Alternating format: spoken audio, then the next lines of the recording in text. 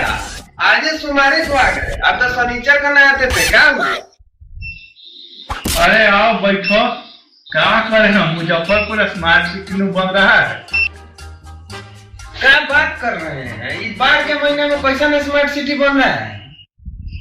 अरे मुजफ्फरपुर में swimming pool में बनवाया जा रहा है। क्या बात कर रहे हैं? कोनो पार्क बन रहा है क्या? बाग बुरबक वाटर पार्क में बन रहा है।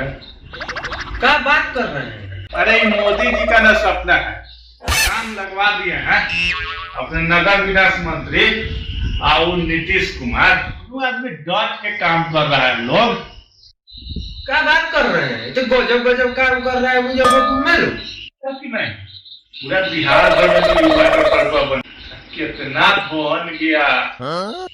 हम बताएगा, हमको पता है पानी जो है ना आराम से मिल जाता है ये बारवा में, ये बात है। हाँ हाँ सही पकड़े हो। पहली बार तुमको तो पते का बात किए हो। हेलो चाय पियो। अच्छा एक बात बताइए, ये पूरा शहर में बनेगा वाटर पार्क? अरे इस शहर में नहीं, पूरा घर घर में बनेगा वाटर पार्क। अब बनियो गया है। वो चाचा तो ये घरवा लेके कहाँ जाएगा लोग? अरे अरे जाएगा लोग अपना घर है, उससे सरकार को क्या करना है। वाटर पार्क बनेगा तो बनेगा।